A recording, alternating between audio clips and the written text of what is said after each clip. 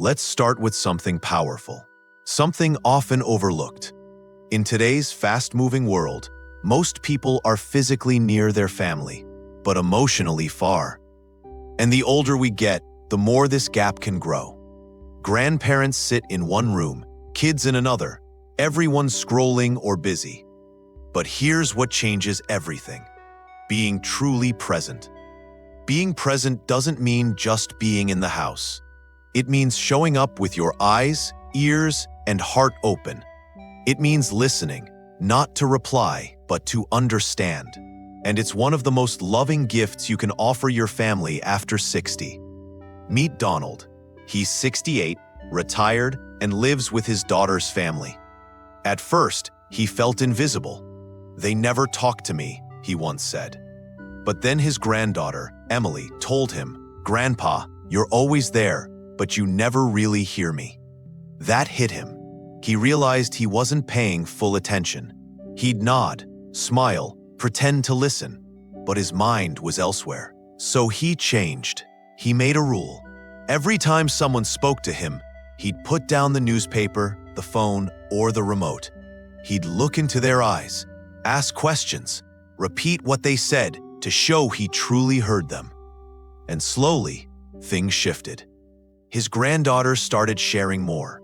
His son-in-law asked for advice. His daughter said, "Dad, I forgot how much I love talking to you." That's the power of presence. Here's the habit. Practice active presence. Look people in the eye. Repeat back what they say. Ask curious questions. How did that make you feel? What happened next? Avoid distractions during family time. Turn off the TV. Put your phone away. Your family won't remember what show you watched, but they'll never forget the way you made them feel heard. Being present tells your family, "You matter. I see you. I'm here now." And when people feel seen, they soften, they open, they trust, and they love you more for it. The second thing, acts of quiet service speak louder than words. After presence, the next secret to being deeply loved by your family lies in something incredibly simple, but deeply impactful. Quiet acts of service. Not grand gestures, not dramatic surprises, but small, consistent actions that say, "I care. I see what you need. I want to make your life easier." Let's go back to Donald. After he began practicing presence, something interesting happened. He started noticing things he hadn't before. His daughter would come home tired from work. His son-in-law would grumble about the trash. His granddaughter always rushed in the morning, looking for her lunchbox. One day, Donald decided to help, not by asking, but by acting. He made coffee before his daughter woke up. He took out the trash without being told. He put together his granddaughter's school snacks the night before. At first, no one said anything. But one morning, he overheard his granddaughter tell her mom, "Grandpa packed my lunch again. He put a little note in it. He's the best." That's the magic of quiet service. It doesn't ask for praise. It doesn't come with conditions, but it creates a ripple of appreciation, respect, and yes, love. In fact, psychologists have found that consistent small acts of care create more emotional trust in families than big events or gifts. When your family sees you doing things for them, not because you have to, but because you want to, they begin to rely on your love in a deeper way. They feel protected, supported, and safe around you. Want to build this habit? Start here. Observe. What does your family struggle with daily? Choose one task you can do every day without being asked. Add your personal touch, a kind note, a warm meal, a small repair. Never ask for thanks, just smile. Remember, service done with love speaks louder than words. And when your family feels supported by you in these little ways, they don't just love you more. They start saying it, showing it, and living it. The third thing, forgiveness frees the heart and rebuilds the bridge. You've been present. You've served quietly. And now comes the hardest part of all, forgiveness. Forgiveness isn't just a spiritual virtue. It's a practical tool for unlocking love in a family. Every family has rough chapters. Words spoken in anger, decisions misunderstood, hurts that were never addressed. And often, those wounds linger beneath the surface. Polite conversations, awkward holidays, emotional distance. But here's what Eleanor, a 73-year-old grandmother, discovered. Forgiveness isn't about forgetting the past. It's about choosing not to carry its weight into the present. Her story is common. Years ago, her son made a life decision she disagreed with. They argued, and for almost a decade, they kept things formal. "Hi, Mom. How are you?" "Fine." The warmth was gone. One day, Eleanor watched a video about end-of-life regrets. One line struck her. Most people wish they had let go of things sooner.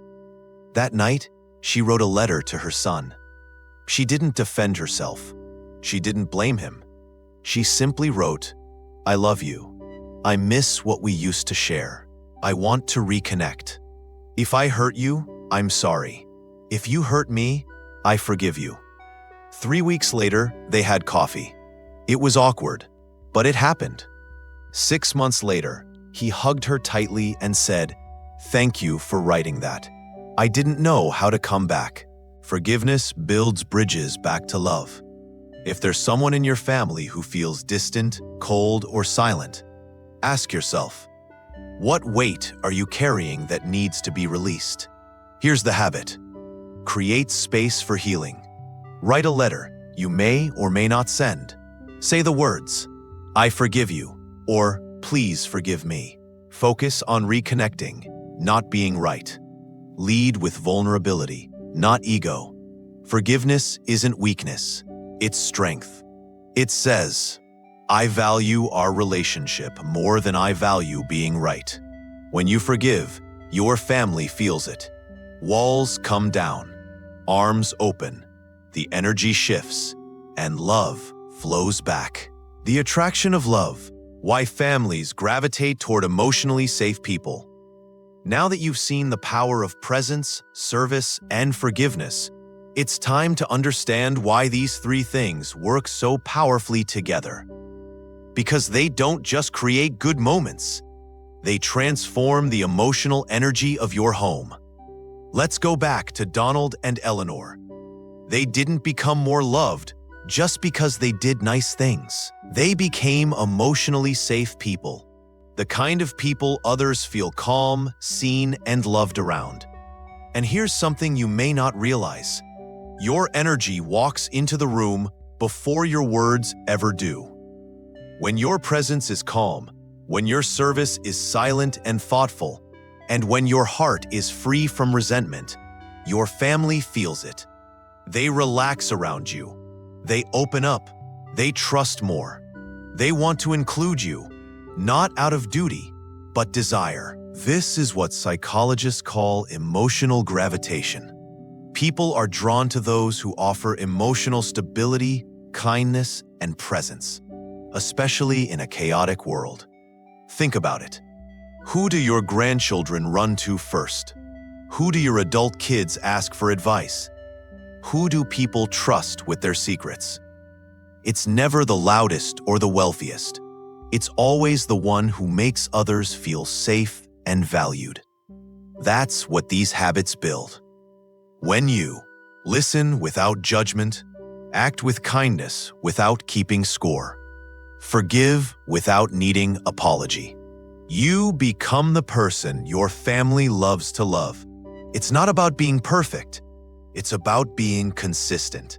It's about creating an emotional space where people want to return, not just for holidays, but for hugs, talks, and memories.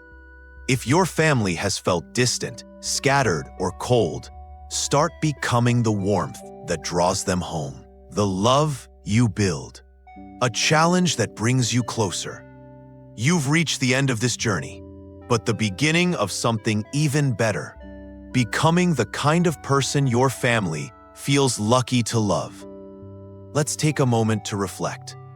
You've learned how being truly present with your eyes, your ears, your heart makes others feel deeply valued.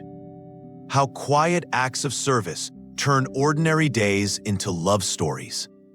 How forgiving past hurts allows love to flow again. And how these three things together create an emotional atmosphere so powerful, your family feels magnetically drawn to you.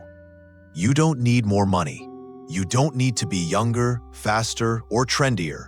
You need these three habits, done with love and consistency. And here's the beautiful part. You can start today. So here's your challenge, the 7-day family love ritual. For the next 7 days, be present at least once a day. Put everything down, make eye contact, and give someone in your family 5 full minutes of your attention. Do one small act of service daily. Without being asked, without expecting thanks, reflect on any old grudge or tension and say the words, even quietly to yourself, I forgive, I release, I choose love. And watch what happens. A smile will return to your child's face. Your spouse may hold your hand longer. Your grandchildren might open up more. And your home will begin to feel lighter, warmer, more connected. Because love isn't built in speeches. It's built in habits. And you, my friend, are not too old to change. You're wise enough to lead with love. So do it. Start today. Be present. Serve quietly. Forgive openly. And when your family begins to love you not just out of obligation, but out of true admiration, you'll feel it. If this message touched your heart, please share it. There's someone else who needs to be reminded that love isn't gone. It's just waiting for us to create it. Subscribe to our channel if you want more powerful, heart-opening videos like this. Because we're not just getting older, we're getting wiser. And we're building legacies, not just memories. You are deeply loved. Now go show the world why.